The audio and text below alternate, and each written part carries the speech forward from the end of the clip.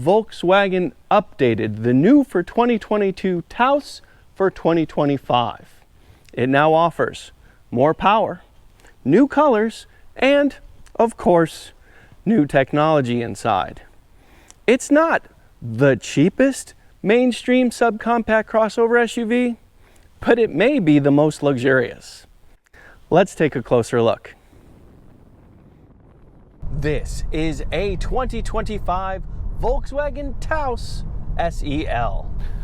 Looking at the front of the Taos, it definitely still looks largely similar, but there are a few updates. It's got a more modern looking front end, tiny bit more adventurous as well. This big blocky chunks here for the lower grille, which is basically the entire grille. A lot of this is blanked out, but it is open down low.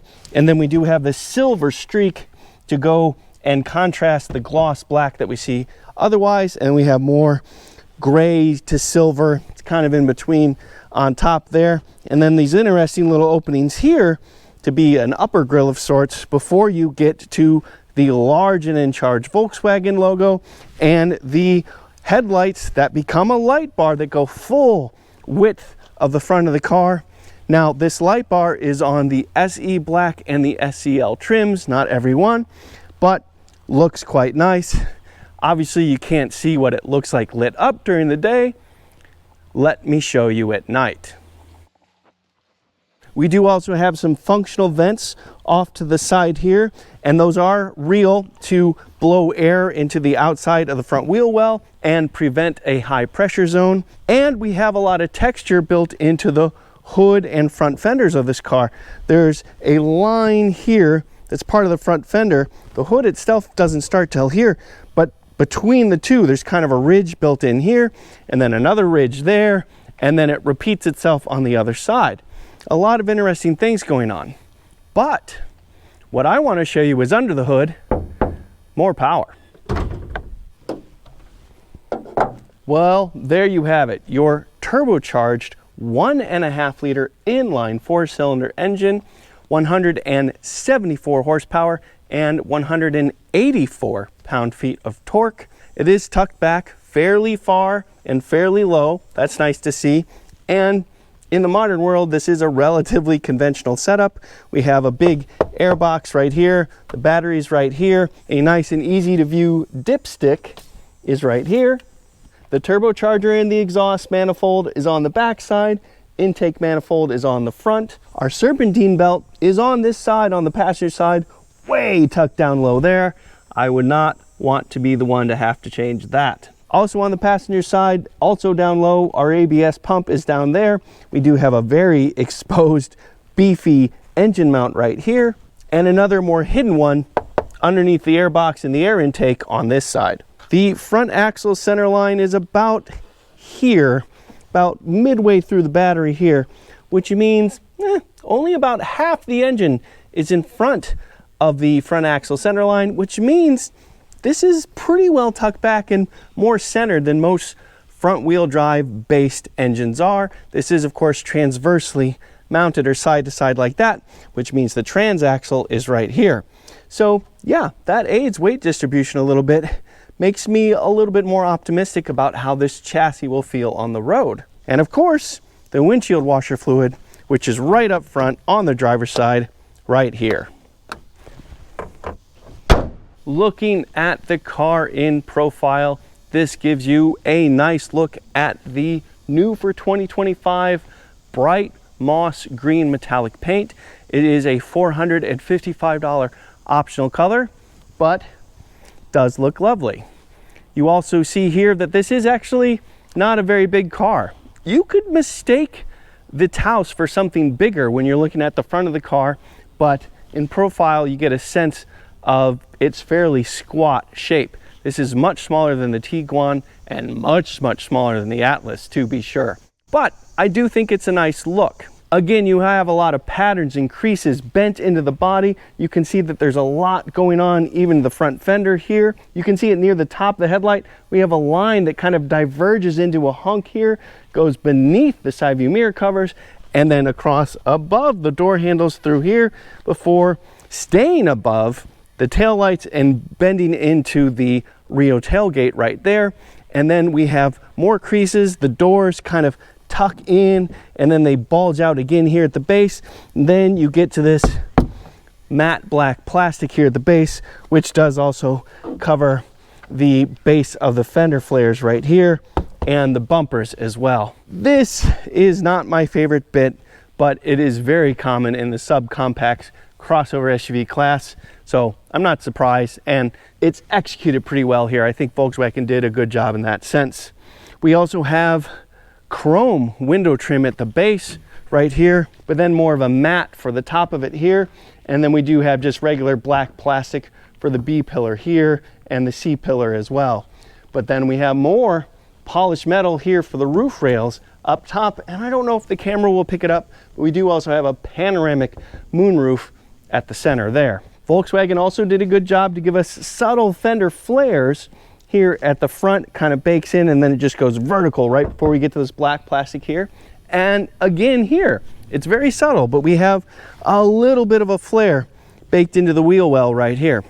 I think it's well done in that sense. Overall though, this is a pretty short car. I will go ahead and put the dimensions up on the screen for you to see and let you know that I have a lot more information in the description. The base Tiguan gets a 17-inch alloy wheel, but the top line SEL gets these 19-inch wheels, and they look lovely with the polished metal right at the front with this gloss black just behind it, and it shows a actually pretty well worn brake rotor behind it, but a decently sized one. Overall, I'm happy to see the Volkswagen didn't go too big with the wheels, although I think an 18 might even fit a little bit better for this size crossover, but you still have a little bit of sidewall to work with.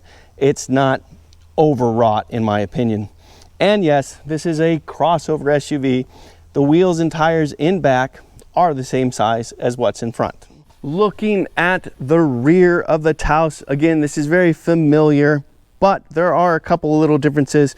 The taillights bake right into this piece here and it goes straight across the full width of the car again. And the Volkswagen logo is illuminated. Can't tell during the day, of course. Let me show you that at night. This is also the cleanest part of the design. Not as many grooves and cuts and curves put into the metal here, and I think it works really well. I'm happy that the roof mounted spoiler that we see on pretty much every crossover is not too big. We've got a fairly vertical rear windshield here, and then pretty straight down here. This tail light bar system just kind of stand out from the license plate holder behind that, and then a tastefully sized Taos logo there before you're telling you the trim and that it is indeed 4Motion or all-wheel drive. That is standard on the SEL. And then the lower bumper has these interesting grooves here, and then a very similar black to silver gray down here before it gets a little chunky right at the base. But there is one thing that I definitely dislike, and that is these elements right here. These are completely fake. This chrome piece right here and then black plastic behind that. That is not the exhaust at all. There's no exhaust back there in any way. These faux exhaust tips, this is just not my thing, and this is one of the least desirable examples I've seen, and it's just a shame. The irony is the real exhaust is dual tip. It's down here below on the driver's side. The muffler comes across and goes right here, and were that the case, that would be cool, and I would actually be applauding that. Anyway, this is quite large for a subcompact crossover in terms of cargo space. Let me show you.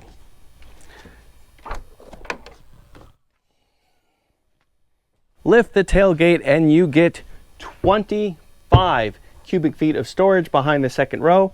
You also have a nice wide floor, a little bit of extra space down here on either end, and just a fairly good amount of space even at the top. So the tailgate slopes in some and the rear seats slope back, so you lose some space, but you do still have, I don't know, about a foot even right to the roof.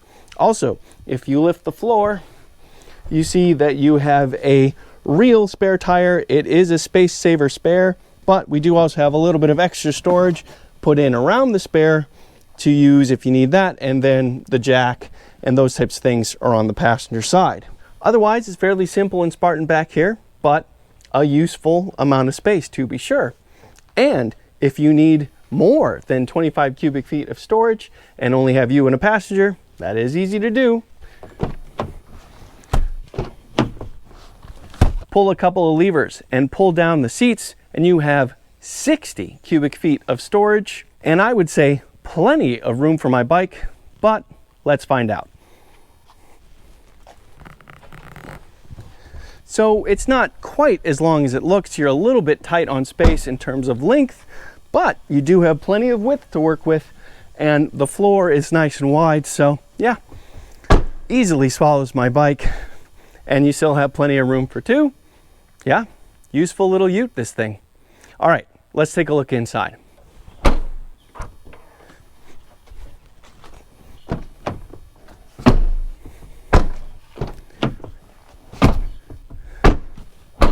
Despite it being a subcompact crossover, there is actually a generous amount of space for the second row. This is the gray and black interior color, by the way, and pretty dark, but I'm very happy for the gray accents to give just a little bit of brightness to the interior, just make it feel just a little bit more welcoming. It's a nice touch that it's gray even on the floor mats. Pretty Spartan interior, you know, we have power windows and that's about it, but otherwise, you know, it's fine. The space is what's important. I am 5 feet 11 inches or 181 centimeters tall, and I have several inches of knee room. I have nice and high seat bottoms for good thigh support, and I even have headroom, lots of it. And that's despite having this panoramic moonroof right here.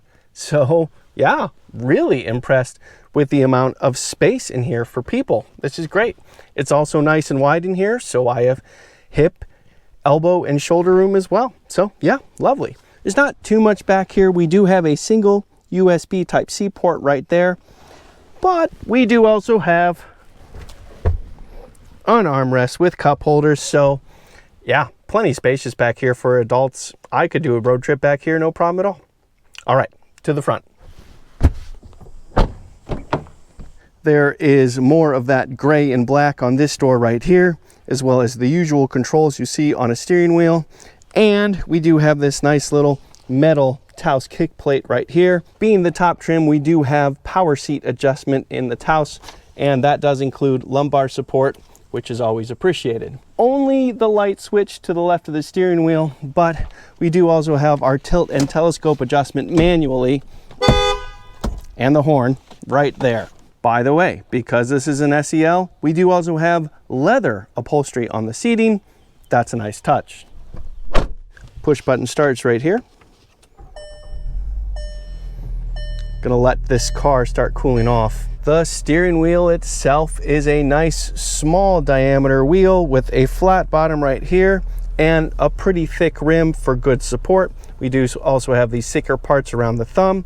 We do also have several controls on either side, including media adjustments, cruise control options, and more adjustments, including for this 10.25 inch fully digital instrument cluster and a heated steering wheel as well. Even better, the heated steering wheel is standard equipment. This 10.25 instrument cluster, however, is on the SE and higher trims. It's an 8-inch screen on the base S Taos. And this larger one is fully adjustable.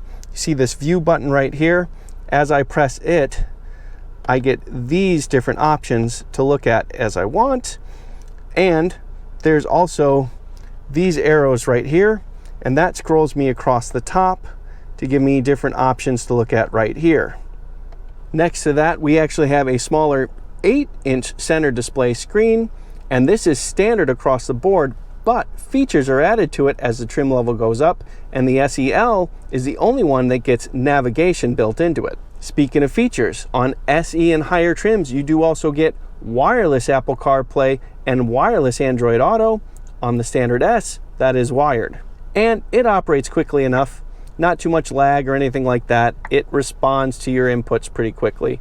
But you can see it's a little bit out of date when it comes to graphics and screen resolution and those types of things. Beneath that, we do have dual zone climate control, which comes on the SE and higher trims. We also have heated front seats. Those come on the S with all-wheel drive and higher trims, but we also have ventilated seats. Those are reserved for the SEL trim. And below that, tucked back here, you see two more USB Type-C ports and an old school 12-volt port right there. There it is. But this floor right here, this is a wireless charge pad for your smartphone. That is on SE and higher trims as well. There's another look at our start-stop button. Nice and standard looking Prindle. Our electric park brake right there. Auto stop, start, shut off right there. Parking signal and all our drive modes. I'll get to that in just a moment. Just past that, we have a couple of cup holders and a nice little tray right here. And then center console storage right down there. It's not large, but it is nice and deep. Looking up, we have controls for the panoramic view moonroof right here. Now, there's a separate set of switches right here just for the privacy panel, and hey, it's lovely. The center display does look a little bit old school, but it does have a couple of nice features built in. If you go to vehicle, this is another way to adjust the digital cockpit. You can look here, and you can also look at driving data and vehicle status. Those are nice little tips to have. We also have an off-road screen. That's pretty slick. I'm happy to see that. There's also the sound, which gives you a nice set of equalizers to help get the sound the way you want or position it in the cabin to be just so.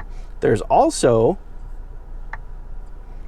climate control. So this is a nice digital reference to see how the climate control system is operating. So that is a healthy secondary way to adjust that. Finally, assist systems. You can see that we have this nice graphic here and a way to look at the different things that are on and off. I will have everything on for the purpose of this test, except for speed warning. All right, let's talk drive modes. Drive modes only come on the all-wheel drive versions of the Taos, but you do get snow. And when you're in normal mode, you can press down this button right here to choose between Eco, Normal, Sport, and Custom. And you can see what can be adjusted here. Not that much. There's no adjustable suspension or anything like that. But then you can go to the off-road modes, and you have Off-Road Auto and Off-Road Custom, and then again you can adjust it. So there you have it, the updated 2025 Volkswagen Taos. You know, there's a lot of luxuries in here. Standard heated steering wheel, heated and ventilated front seats, pretty well working, if not slickest looking, center display, and lots of charging ports and all those types of things. What does not the cheapest mean? Well, the base price for a Taos S with front wheel drive costs $26,920. And moving to this top of the line SEL raises that price to $36,620. Finally, my test car did have that optional paint and cost $37,075. But again, the amount of content you get, and it does drive well as well, you do get a lot of luxury in a small package. And that could be worth something on its own. I'm Robin Warner. Thank you very much for watching.